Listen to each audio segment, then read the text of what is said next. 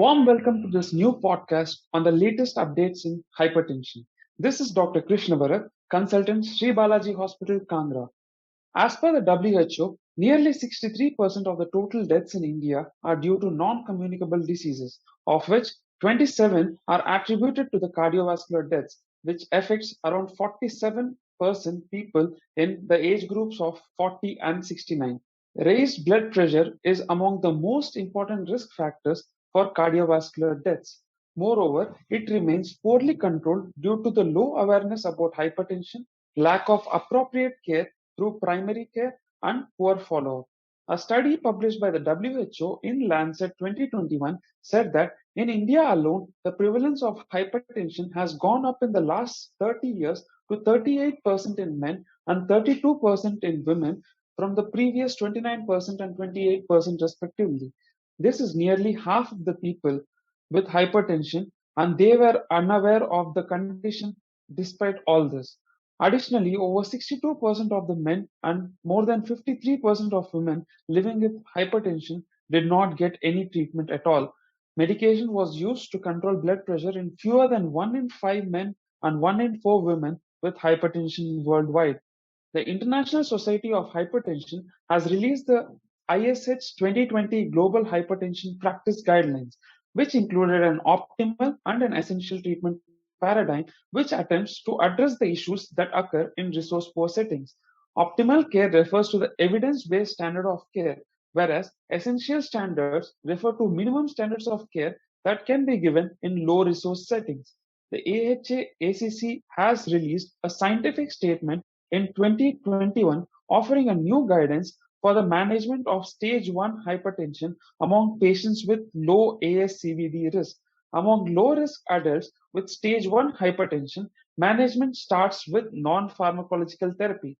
If blood pressure remains uncontrolled at 3 to 6 months, then consider starting pharmacological therapy. Lower systolic blood pressure targets down to 110 from a previous 130 millimeters of mercury range substantially reduce the cardiovascular adverse events in the STEP randomized trial, affirming the sprint findings for an older Chinese population.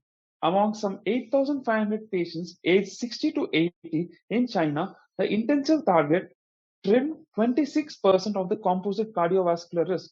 Findings from a new second major trial supporting a lower target could unite the guidelines, which even among US professional societies range from thresholds of 130 to 150 millimeters of mercury. With regard to the prognostic value of ambulatory blood pressure monitoring and nighttime blood pressure, the 2018 European Guidelines on the Management of Arterial Hypertension recommend that the diagnosis of hypertension should not only be dependent on office BP measurements but also on out of office measurements, such as the ambulatory blood pressure monitorings or the home blood pressure monitorings.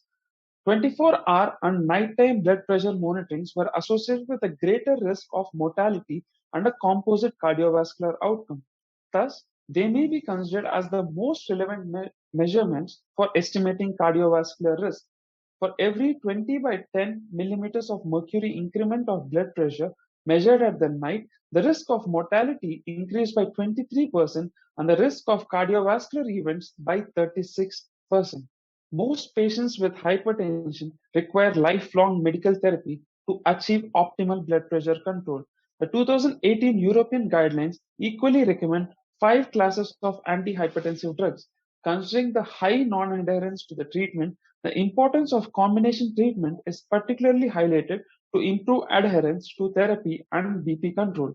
Therefore, the 2018 European guidelines recommend, especially in context of lower BP targets, to start antihypertensive therapy with an initial dual fixed dose combination of ACE inhibitors or ARBs with a calcium channel blocker or a diuretic. Since early July 2018, products containing valsartan have been recalled worldwide. The reason is the detection of a known carcinogen, namely N-nitrosodimethylamine, which can be found in candesartan, irbesartan, losartan, olmesartan, and valsartan.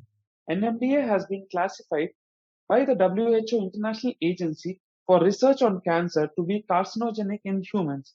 If 1 lakh patients would have received the NDMA containing valsartan from Zhejiang, Hawaii, which is the manufacturing site where the highest level of contaminants were found, every day for the past 6 years in the highest dose, it could result in 22 additional liver cancers over the lifetime of these patients. The presence of NDMA in these drugs could lead to an additional 8 cancer cases in 1 lakh patients if they had taken the highest daily dose over the 4 years.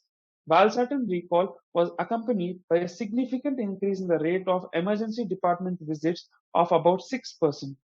The Hygia study represents the largest study that tested the nighttime antihypertensive treatment. In this trial, chronotherapy was associated with a significant reduction in endpoints, including death. The Hygia chronotherapy trial tested whether nighttime therapy, in comparison to the usual upon awakening hypertension therapy, exerts a favorable cardiovascular risk reduction. This large study included a total of 19,084 hypertensive patients during an average follow-up of 6.3 years. 1,752 participants experienced the primary cardiovascular outcome. An ambulatory blood pressure measurement was performed for 48 hours to collect data on how BP differed during sleep.